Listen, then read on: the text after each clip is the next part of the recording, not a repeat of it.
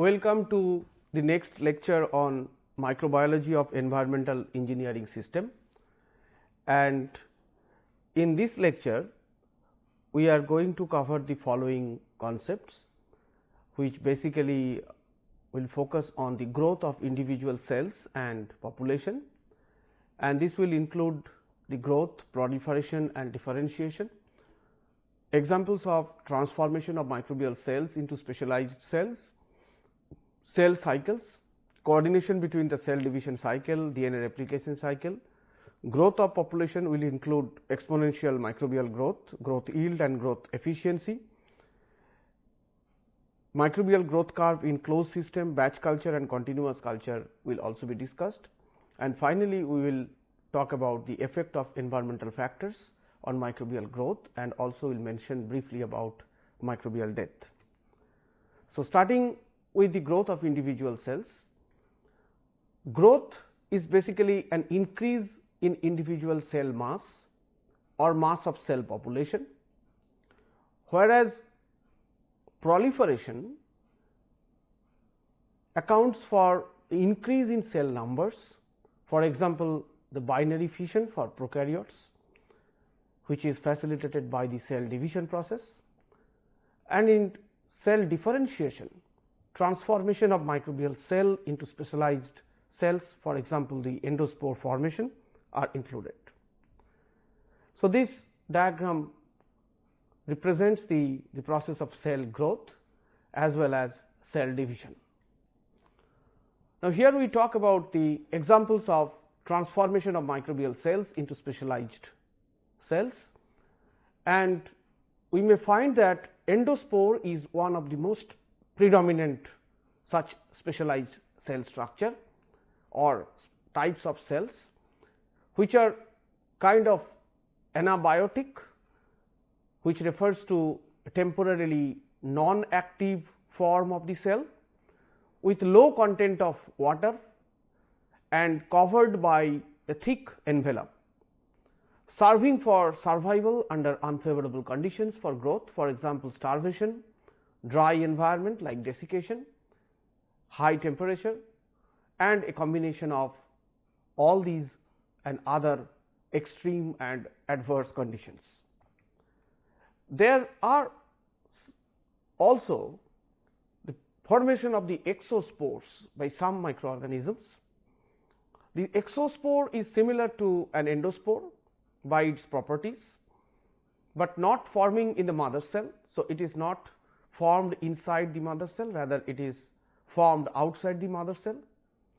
The main function of these cells are to increase the survival and dispersion of cells in the environment. The following are the two electron microscopic pictures of the endospore formed by a temperature tolerant organism, Carboxydothermus, and also the exospore formation by Methylocynus species. Apart from these two types of specialized cells, we may have anabiotic cyst, which is formed as an enlarged cell with the main function of increased survival, and also nitrogen fixing cysts and bacteroids, which are enlarged cells whose main function is the transformation of atmospheric nitrogen into amino groups of organic substrates. Now, moving to cell cycles. The cell cycle is the complete sequence of events extending from the formation of new cell through the next division, and in case of eukaryotic cell cycle, there is a strict coordination of a cycle of individual cell growth and division of the DNA replication cycle, which is very frequent in the eukaryotic cells. Eukaryotic cell cycle, that is the mitotic cycle, has the following phases G1, S, G2 and M. And as we can identify in this diagram, the G1 phase is basically a period between the cell division and initiation of the DNA replication. The duration of the mitotic cycle is usually proportional to the duration of the G1 phase, and differentiation of cells starts from the G1 phase. Next come the S phase, which is basically the synthesis phase, and in this phase where the chromosomal DNA replication or the DNA replication occurs. Then the cell cycle enters into its another gap phase or G phase, that is called G2 phase, and it is a period between the termination of the DNA replication and the mitosis. So, before the cell enters into the cell division or the mitosis, this G2 phase is a kind of a final stage or final gap stage, where we can have a checkpoint before the cell finally decides and proceeds towards the mitotic event. And finally, we have the mitotic phase or the M phase, which is a period of mitosis, that means the splitting of nucleus into two daughter nucleus or nuclei occurs in this phase. Now, moving into the prokaryotic cell cycle. Prokaryotic cell cycles are somewhat different from the eukaryotic cell cycles, and as you can see, there are two distinct lines of events which proceed parallelly, almost parallelly, or maybe simultaneously as the cells proceed towards division. In one of the steps or the line of processes, we see that the initiation mass, once the mass is reached, that is cell reach to a kind of a threshold mass, the initiation of DNA replication occurs and the DNA replication proceeds, and the partition of the two DNA molecule, the daughter DNA molecules, took place inside the mother cell. So, that is called the partitioned DNA copy. So, ideally the cell still remains as a single cell, but the DNA duplicates into two copies. So, the DNA replication is completed. On the other hand, a similar line of process or similar sequence of process occurs, where the initiation of division process took place, which is facilitated by the division proteins and septum precursors, and finally, when both these septum precursor and the septum formation facilitated by the division protein, multiple division proteins, and the partitioned DNA copies, they converge, the separation of the two daughter cells begins, and eventually the division takes place. Now, coordination between the cell division cycle and the DNA replication cycle in a prokaryotic cell is very important in order to understand their importance and their role or function within any environmental engineering or environmental biotechnology processes or systems. So, this coordination between the cell division cycle and the DNA replication cycle could be achieved at many levels. So, there are many levels of coordination between the biochemical and physiological cell activities during the cell cycle. One of them is the individual RNAs and enzyme synthesis and their degradation, regulation of enzyme activity by metabolites and cofactors, regulation of catabolism and energy storage, and regulation of whole cell activity by different cell regulators. So, in case of bacteria and archaea, the coordination between the cell division cycle and DNA replication cycle are relatively complex, and it proceeds through a number of regulatory mechanisms which are mentioned. Now, periods of exotrophy and endotrophy in cell cycle. Exotrophy is the process or a kind of an event where external sources of carbon and energy is extensively transformed into energy and carbon storage molecule like the glycogen, starch, lipids inside the cell, and it is mainly occurring during the G1 and G2 phases, when the cells are in the kind of a gap phases or the within the cell cycle gap phases, whereas endotrophy is the utilization of the accumulated stored energy carbon sources for the DNA replication and the mitosis, that is the S and M. So, if we look at the four distinct phases of the cell cycle in eukaryote, for example, the G1, S, G2 and M, we may find out that there is a very distinct correlation with the switch between the exotrophy and endotrophy. As you can see that from this figure, that if we monitor the content of the glycogen as an indicator of the cell storage. So, during the G1 phase as well as in the G2 phase, we can find out the content of the glycogen as a storage molecule increases inside the cell. What this means? This basically refers to the fact that the cell is acquiring carbon and energy resources from the external environment, that is it is running through exotrophic mode of nutrition, and due to this excess supply of the carbon and energy, the cells are able to convert the extra carbon and energy into storage molecule. However, during the synthesis phase, like the S phase where the DNA replication took place, and also during the mitosis phase, we can find that the glycogen level declines very sharply. This indicates that during this DNA replication phase or the DNA mitotic phase or the DNA division replication phase, the cells are relying more on the endogenous storage material, for example, the glycogen level, and they are not relying on external carbon sources or energy sources. Now, the alteration between the period of endotrophy and exotrophy is controlled by the intracellular cyclic AMP concentration and change in membrane potential, because it is again a matter of tight regulation by the cells, that cell tries to sense the concentration of the substrates and the nutrients like carbon and energy sources available in the exterior environment, and their growth requirement and growth behavior, and which is coordinated through these kind of signaling molecules. Environmental factors which are unfavorable for DNA replication retains the cell in phases of exotrophy. So, they remain as G1 or G2 phases, and an extended period of exotrophy leads to enormous intracellular accumulation of carbon and energy sources. So, these are again having significant contribution or importance with respect to environmental biotechnology and other environmental engineering processes and applications. Next is the growth of the populations. Exponential microbial growth and its equation will be followed. So, as we mentioned earlier, growth is an increase in biomass concentration or content, which is represented as capital X. Proliferation is an increase in cell concentration or the content, which is represented as capital N.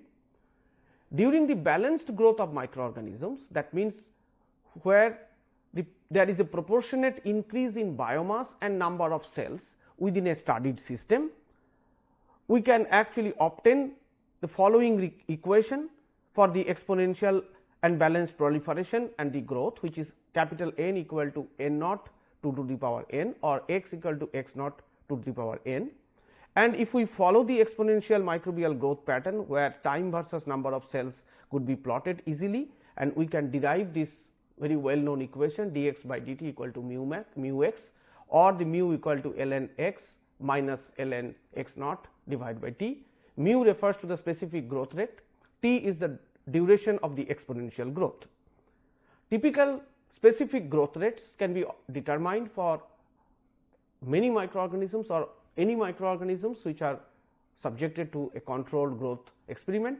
For heterotrophic bacteria, it ranges between 0.2 to 1.0 per hour, whereas for microscopic fungi it is range between 0.01 to 0.2 per hour. Growth yield and growth efficiency. Growth efficiency is determined by a growth yield, that is a ratio between the quantity of produced biomass and the consumed nutrient or the energy. So, it could be represented by y x by s or energy y x by E.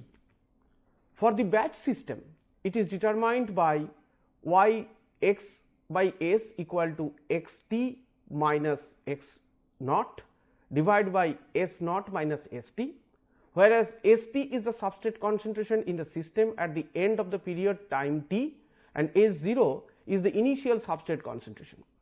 Similarly, the growth yield or y x s for the continuous system without recycling of the biomass can be determined by the following equation of y x by s equal to x divided by s I minus SE, wherein X is a biomass concentration, Si and Se are the concentrations of the substrate in the influent and the effluent. Similarly, if we want to plot the microbial growth curve in a closed system, we will be able to find out following very distinct phases: lag phase, exponential phase or the log phase, stationary phase and death phase. Here the number of bacterial cells are plotted with respect to time. Now, as you can see that there is a kind of a distinct lag phase, wherein the microorganisms introduce into a fresh culture medium and no immediate increase in cell number is generally observed. Cell synthesizes ATP, ribosome and different cofactors and gradually proceeds towards the exponential or the log phase. So, in the log phase, microorganisms grow and divide at a maximal rate possible by utilizing the substrates, carbon and energy and other nutrients available from the medium or the environment. The rate of growth is constant as microbial cells are dividing and doubling in number at regular interval. This is followed soon by the stationary phase, which is occurring because of the different conditions which started prevailing in the system, like nutrient limitations, oxygen availability, accumulation of toxic waste as microbial population reach high cell density, cells to enter stationary phase in a closed system. So, generally it is a closed system. So, the oxygen and other essential nutrients or compounds will be reduced, whereas the toxic substances, metabolites will start accumulating in the system, which will interfere adversely with respect to the cell's metabolism.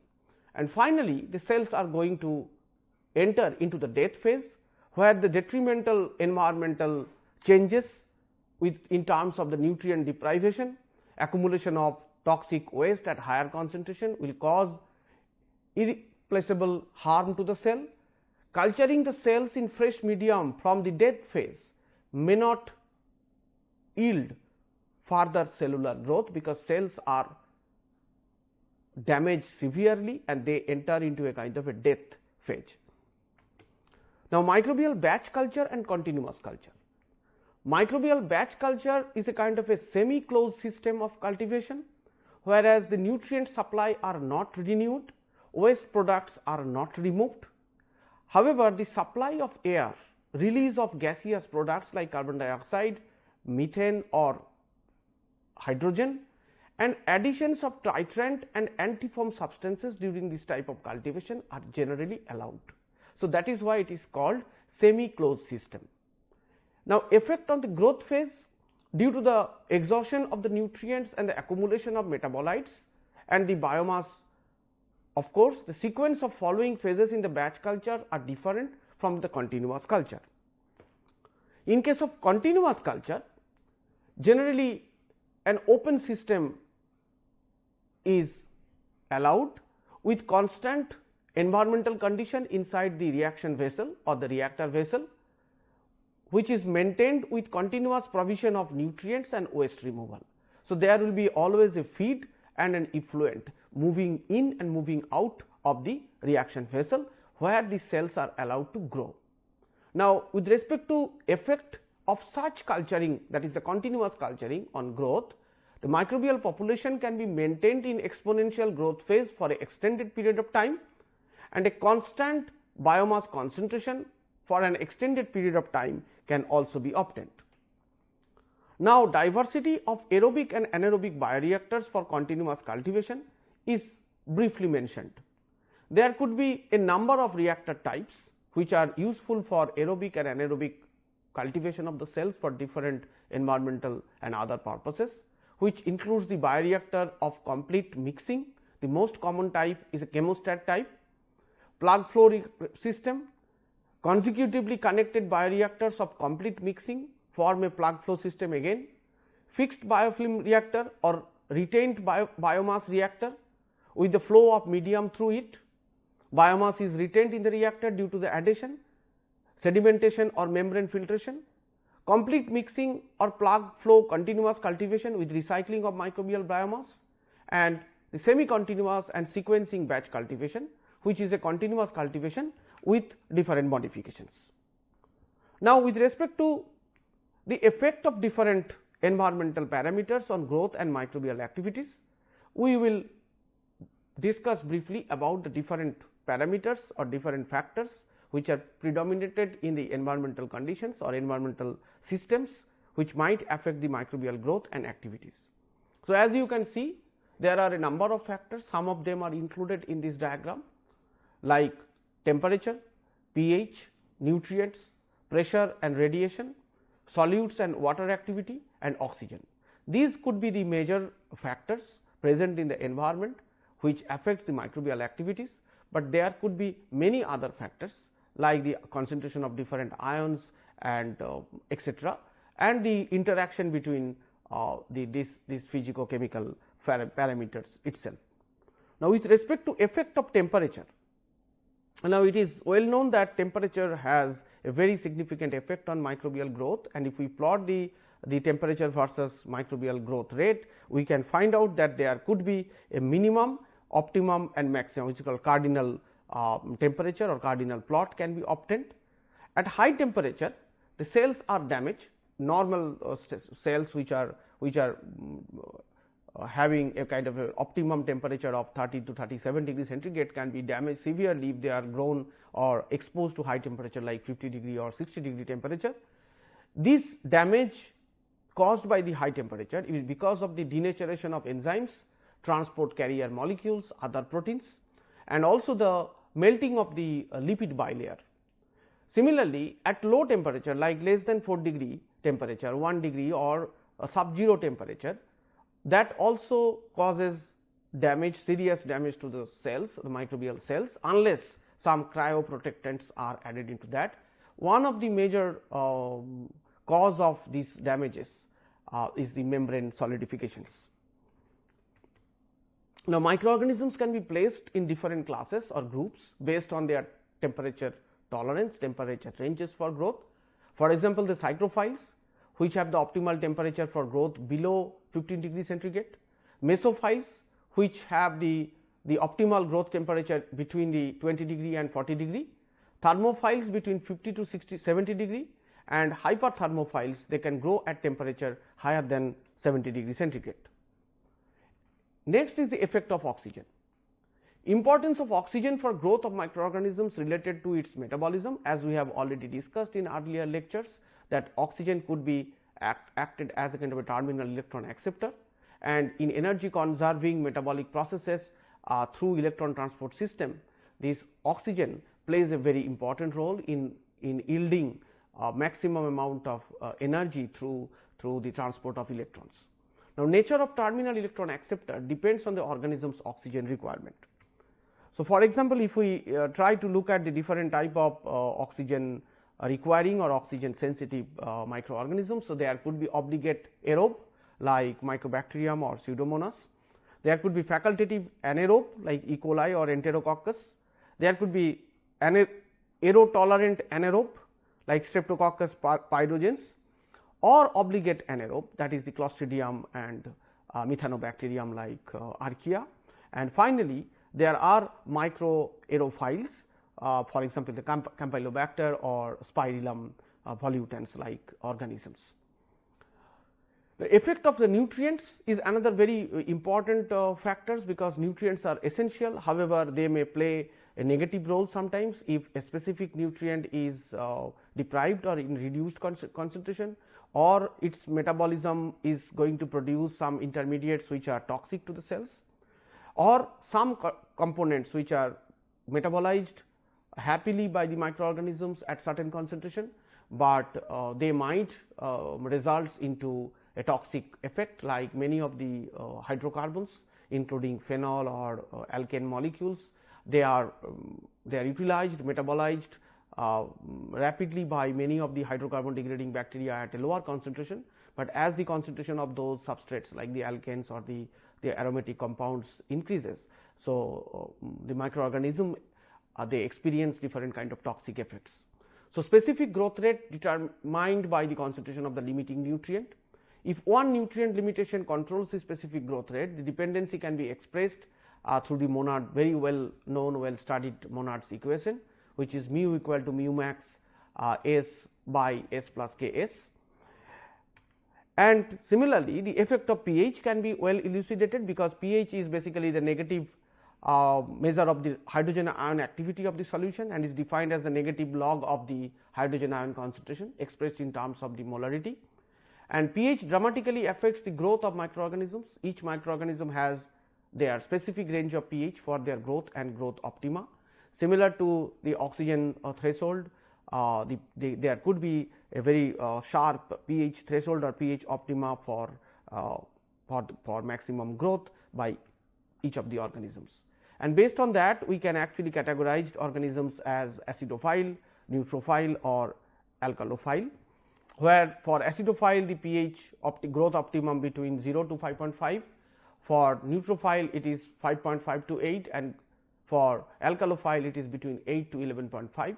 And the examples of such organisms are acidophile, for example, the sulfolobas or picrophilus. Neutrophile are the Escherichia and Euglena, and alkalophiles are the different type of Bacillus species and Nitrobacterium. Death of the microorganisms. Now, detrimental effect of environment, accumulation of toxic waste, etc., can cause permanent damage to the cell. Even transfer of the cell to new nutrient rich medium may not yield cellular growth, because the cells are in a death phase, or the cells are dead. Now, the control of microbial death is a very important factor for their utilization, their successful deployment in any kind of system. Now, control of microbial growth can be performed by chemical or physical inhibitors of growth, killing of the microorganisms, or their removal from the environment.